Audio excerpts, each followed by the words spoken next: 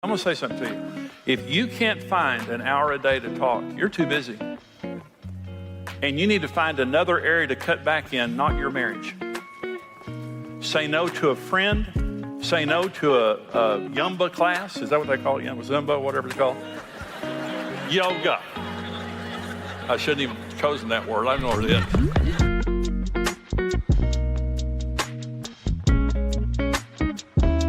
In this first session, we're going to talk about communication. This is from Indestructible Marriage Seminar. It's called Indestructible Communication. Communication is the most important issue in marriage. It's the most important thing that we do in marriage because it transcends everything. We talk about money, we talk about kids, we talk about sex. We know each other through talking. We resolve conflict through talking. Talking is the most important. 86% of people who divorce say they had deficient communication. And so it probably should be 100%. But it virtually precedes almost every major marriage problem. And Karen and I had tremendous problems with this issue early in our marriage. So I love talking about this. Here's why we communicate. Let me talk about just 6 reasons why we communicate, because it's not just monolithic that we talk about one particular thing. First of all, basic information, like dinner's ready. You know, we talk to just inform each other of things. The second is partnership. Because we're partners, because we share needs, we share children, we share responsibilities, because you're my partner, I need to talk to you about the things that we're partnering in. The third is conflict resolution. Now, you'll hear me say this again, but it's no big deal if you fight. The good marriages, they fight. Okay, so the goal of your marriage isn't to fight. The goal of your marriage is to resolve conflict. So you shouldn't be afraid of conflict. Now, if you don't know how to communicate, you probably are afraid of it. And if you came out of a home where your parents divorced, children of divorce fear conflict more because they fear it's going to end the marriage. But it shouldn't. Good marriages have conflict, but conflict resolution is one of the reasons that we communicate.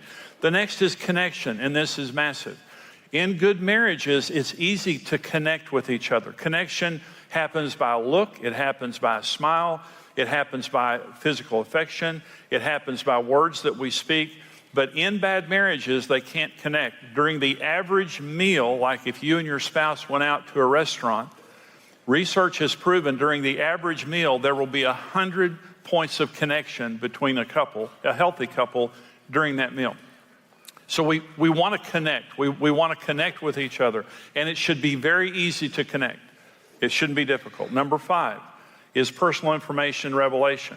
I want to tell you about my thoughts, my feelings, so on and so forth. And the last is intimate communication. Expressions of love, affection, so on and so forth like that. And so when you have a healthy marriage, you can do all 6. The 5 things that need to be present for you to be able to communicate on all 6 levels. And the first is the right tone. Everything that you say in marriage has to have the right tone. So let me say the same thing 3 ways, okay? And just see if it means something different to you in the way that I'm saying it. So I'm going to say, okay, I understand, I'll do it. Okay.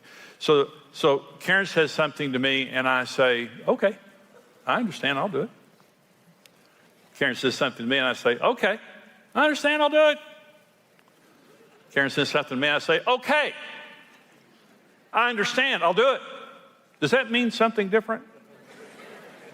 Tone is everything in communication. First of all, tone tells you if I care or not.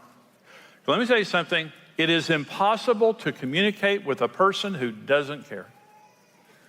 Have you ever been at a restaurant and you're being waited on by a waiter or waitress and they don't want to wait on you? And you're wanting some more iced tea or you're wanting something and they won't make eye contact, and every time you say, excuse me, like that, and they walk past like that. That's what many marriages are like. You just don't care. Empathy is the feature of all new relationships when you fall in love. Empathy means putting yourself in another person's place. An example, Karen and I, our first date was to Three Dog Night. In 1969, I think it was.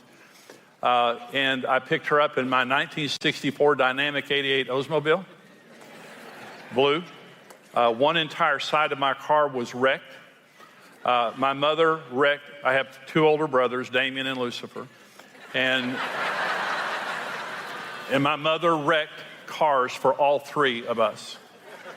And on the day that I started driving, I got her wrecked 1964 Dynamic 88 Oldsmobile, and I worked at Scrub It Up Car Wash. So I washed my car. I cleaned up as good as I could clean up, and I went to pick Karen up, tried to impress her, pulled up on the good side of the car. It was years before she saw the bad side of the car. You know how that is. And I drove so carefully. Because I didn't want to bother her. I didn't want her to be afraid or anything. So I was so careful in the way that I drove, and you fast forward 3 or 4 years later, I drove like a wild man. And she would say, Jimmy, slow down. And I would say, there's nothing wrong with the way I'm driving. You know, the difference was I didn't care. But when you first start dating, everything you say has a little poetry to it. You don't say, well, let's go eat somewhere. You say, darling, what about an evening under the golden arches? Don Juan. You just care. You just care. Well, Karen and I were going on a trip one time. The kids were little. And we were going away someplace for the weekend. And we were pulling out of the driveway. And she said, now, if you drive fast, I'll be tense when we get there. And I won't be in the mood. It took us 4 hours to go 100 miles. But boy, it was a great night. So, when you're speaking to your spouse, you know if they care or not. You know if they care because of the tone. You know, you just tell. So, Karen and I have been married 45 years. We know each other's tone. And I watch my tone. I know good and well when I'm talking to Karen, it's not just what I'm saying, but the way I'm saying it communicates whether I care or not. The other thing about tone is it's encrypted, whether we realize it or not. The number one need...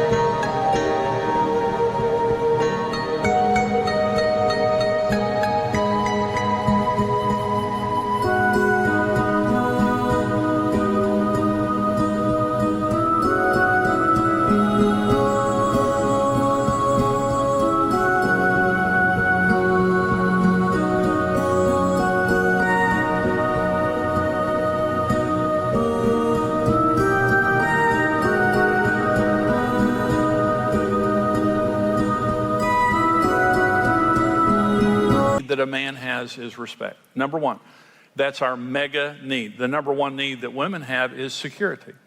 So you have to understand when you're talking to a woman, the tone of what you're saying has to communicate to her, you're first. You're not a burden to me. If I need to say no to something else, that's no problem to me, but I won't say no to you. I'll do anything to meet your needs. And so just what is it that you want? Rather than a tone that says, what do you want? I'm busy watching football. What do you want? And to let her know she's not on your heart, that she is a distraction, and that you're frustrated. So every time you're communicating with a woman, it's not what you're saying, it's the way you're saying it. It has to be encrypted with security, or it's going to make her feel upset and insecure. Not because she's an insecure person, but because she looks to you as a source of security in her life. Now, this is also true of daughters, little girls. When you're talking to a little girl, you have to talk to her the same way. For men, the honor is our number one need. So when you're talking to your husband, the tone of what you're saying to him has to say, I respect you and I believe in you. I believe that you're a good man, and I trust you. And it's not what you're saying, it's the way you're saying it. To a man, the way you say it is as important as what you say. And so this is also true of little boys. Little boys are just little men. And when you're talking to a little boy or son, if you humiliate him or talk down to him, it upsets him.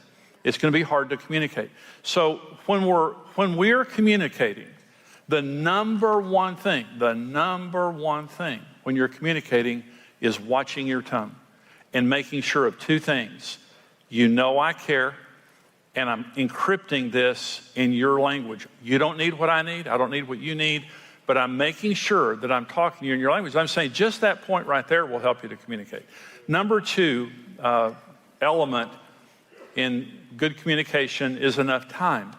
This is a huge thing, obviously, is enough time. And I'm going to be very specific about this. So I want to talk about three different types of communication and the time that goes with it. The first is proactive communication time. Okay, in 3 to 5 days a year, proactively communicating. Proactive means in advance, rather than being reactive. Many couples just react in life. Having a budget means we're going to make financial decisions proactively. And what it does is, it means we're not just going to react to money problems all the time. We're not going to react, we're going to be proactive about it. Tremendously helps.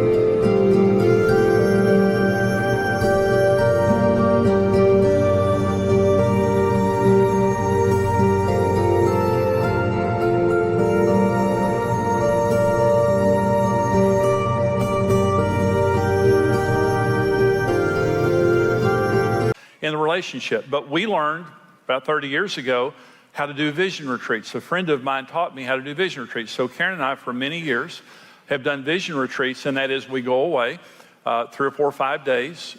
In the mornings, we wake up and we pray and talk. The mornings are all about praying and talking. We submit every area of our marriage to God. The vision retreat begins, because it can't be a headbutting session. It's not a time where we're trying to win or persuade. It's a time that we're praying and talking about every area of our marriage, and we know that we have God's vision when we agree. That's how we know. And so there's an openness of sharing. You're not going to pay a price for disagreeing with me. You're not going to pay a price for sharing your opinion or how you feel.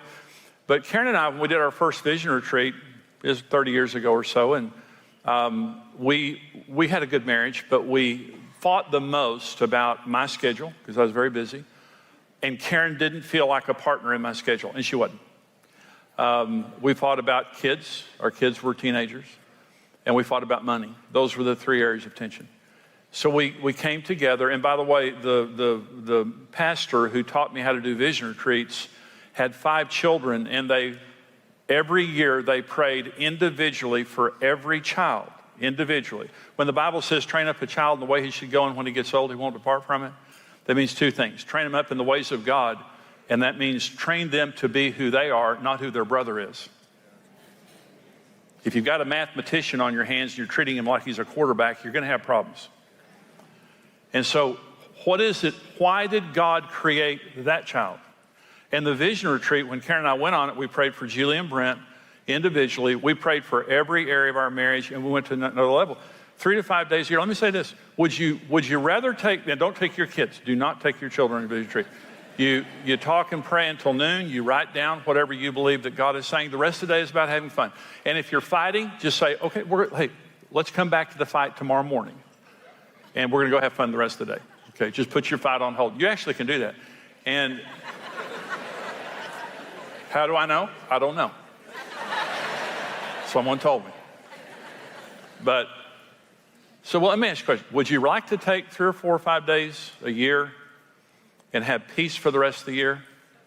Or would you rather save those days and fight the rest of the year? Vision retreat will transform your marriage. Proactive communication time. The next is personal communication time, an hour a day.